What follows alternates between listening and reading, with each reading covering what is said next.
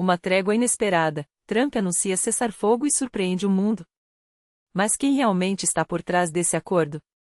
Será mais uma jogada geopolítica ou uma negociação que sacrifica aliados em nome de interesses estratégicos?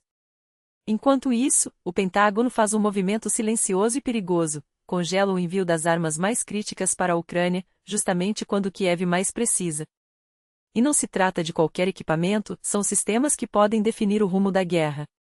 A mobilização ganha contornos dramáticos.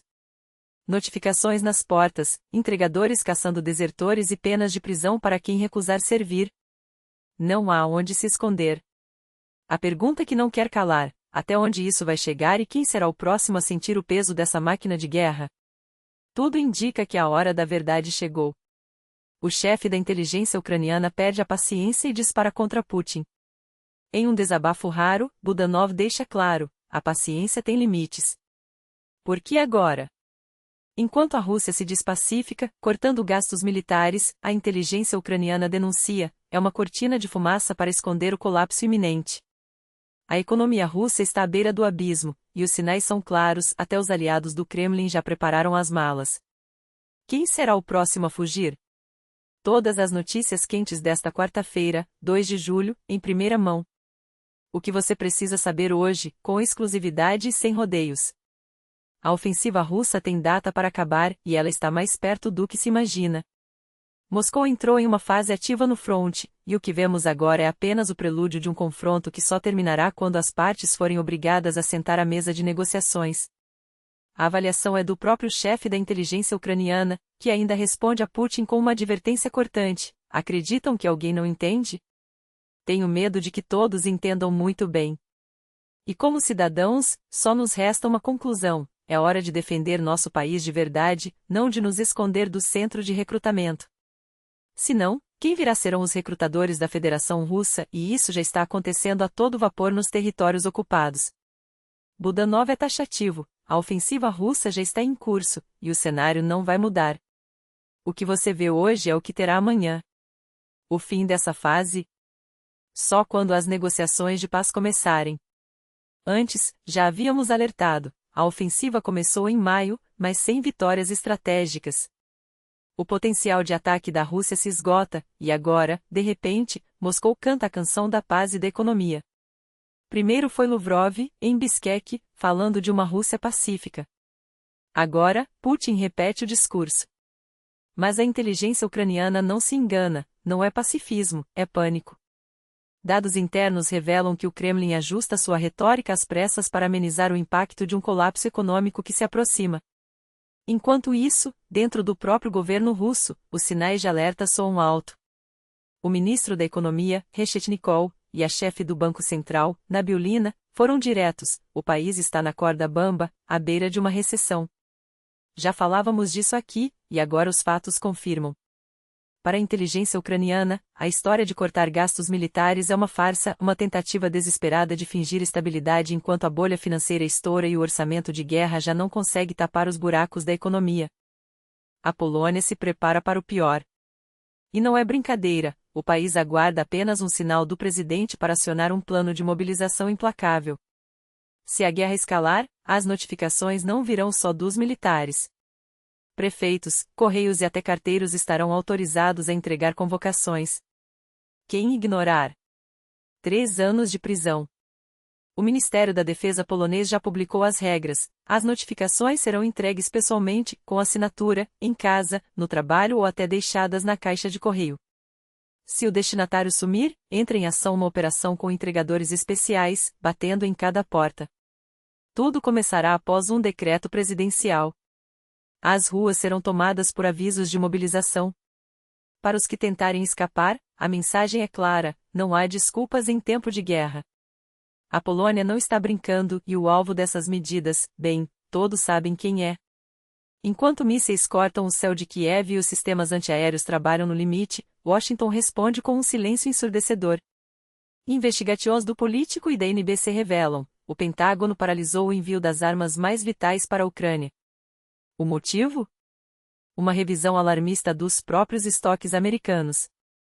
É uma decisão dolorosa, especialmente agora, quando a Rússia lança ataques terroristas maciços contra civis ucranianos todos os dias, admite uma fonte.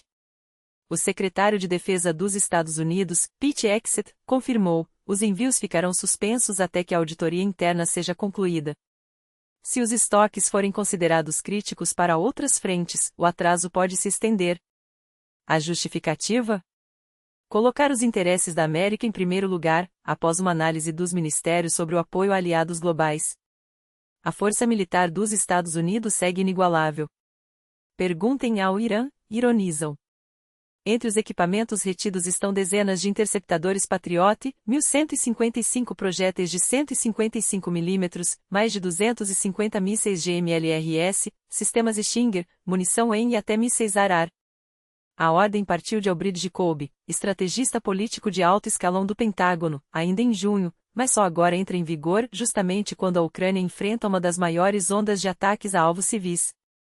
Enquanto isso, aliados de Kiev no Congresso americano soam um alarme: cada dia de atraso pode ser fatal no fronte. Mas em Washington, agora, cada projétil é contado 2 vezes. E então, Trump surpreende, anuncia um cessar-fogo. Desta vez, o presidente americano garante que fechou um acordo. Segundo ele, Israel aceitou as condições para uma trégua de 60 dias na faixa de Gaza. Após longas e produtivas discussões com representantes israelenses, chegamos a um entendimento sobre as condições necessárias para finalizar o acordo, declarou. Trump foi enfático: espero que, pelo bem do Oriente Médio, o Hamas aceite esta proposta, porque as coisas não vão melhorar, só vão piorar. Até o momento, nenhuma reação oficial das partes envolvidas. Depois das insinuações de Trump sobre a possível deportação de Elon Musk para a África do Sul, país de seu nascimento, o bilionário recuou e agora busca reconciliação com o presidente americano. Não dá para negar, Trump já resolveu crises complexas pelo mundo. Ainda não sabemos como ele reagirá a essa aproximação, mas o suspense toma conta de todos. E você, o que acha? Por fim, um vídeo que não deveria vazar: forças especiais com marretas, caos e humilhação. A prisão de Shahin Chiklinsky, chefe da inteligência do Azerbaijão, expõe uma operação que deveria ter ficado nas sombras. Mas as imagens falam por si e o mundo assistiu a tudo. O que deveria ser uma operação discreta da inteligência se transformou em um espetáculo grotesco, digno de um filme de ação de 5ª categoria. Um Mercedes G500 atacado com violência cinematográfica, vidros estilhaçados, agentes tropeçando uns nos outros, passageiros em estado de choque e um caos absoluto. Os homens armados arremessavam marretas contra as portas do carro que, ironicamente, já estavam abertas. Um dos operacionais, em pânico, desferiu 4 golpes seguidos no vidro lateral, enquanto Chiklinsky, com calma surpreendente, abria a porta por dentro. Dentro do veículo? Um homem idoso e seu filho, sem qualquer resistência, sem representar ameaça. Tudo bem, tudo bem, tudo bem, repetiam os agentes, como se o mantra pudesse apagar a cena surreal que o mundo inteiro acabará de testemunhar. Enquanto o Cáucaso ferve com tensões étnicas que ameaçam escalar, o Azerbaijão ganha um aliado inesperado e estratégico. Kiev e Baku, antes distantes, agora se unem em um abraço político explosivo, justo quando um escândalo internacional coloca a Rússia no centro das críticas. O presidente Zelensky não mediu palavras, condenou veementemente as ações dos agentes russos, acusados de torturar até a morte 2 cidadãos azeris, os irmãos Safarov, em Ekaterimburgo. Isso não é justiça, é sadismo, disparou, classificando as ações de Moscou como humilhação sistemática e garantindo apoio total ao Azerbaijão, que, segundo ele, enfrenta ameaças diretas à sua soberania e a seus cidadãos. A resposta de Baku foi imediata e contundente. A Procuradoria Azeri acusou formalmente as autoridades russas de assassinato com requintes de crueldade, tortura e abuso de poder. Eventos culturais russos foram cancelados. Agentes do FSB ou colaboradores, como preferem chamar em Baku, foram detidos. Moscou, por sua vez, reagiu com uma mistura de indignação e nervosismo. O Ministério das Relações Exteriores convocou o embaixador azeri, entregou uma nota de protesto e acusou Baku de desmontar décadas de relações com uma velocidade alarmante.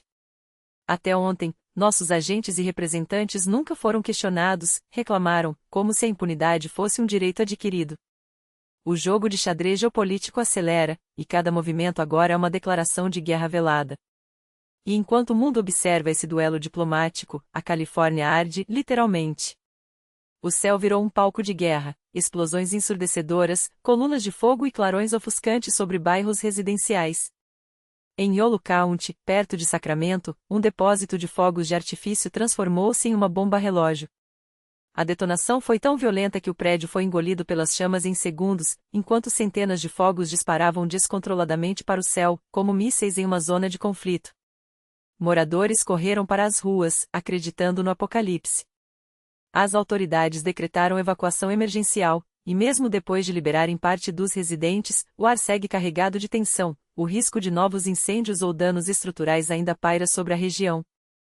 Cenas que não lembravam um acidente, mas um ataque coordenado. E então vem Lukashenko, o mestre das justificativas criativas, explicando por que solta presos políticos e, claro, não tem nada a ver com Trump. Se o Trump ousar abrir a boca, nossos jornalistas já avisaram, qualquer diálogo com os americanos será interrompido na hora, ameaçou, com um tom que oscila entre a bravata e o desespero. Nós conduzimos conversas dignas com as pessoas e sempre lembramos, se algo está errado, foram vocês que começaram, foram vocês que quiseram isso. Ponto. Seria uma advertência direta ou uma tentativa patética de lavagem de imagem? A pergunta fica no ar e a resposta, como sempre, depende de quem está ouvindo. Agora é com você, o que acha desse turbilhão de eventos? A aproximação de Baku com Kiev é um golpe estratégico ou um tiro no pé? Lukashenko está blefando ou realmente acredita no que diz? E as explosões na Califórnia, coincidência trágica ou sinal de algo maior? Deixe sua análise nos comentários. Seu ponto de vista é fundamental. Obrigado por acompanhar até aqui. Cada like, cada compartilhamento e cada comentário detalhado nos ajuda a crescer e a levar essas discussões a mais pessoas. Até a próxima e que as notícias que virão sejam tão impactantes quanto estas. Música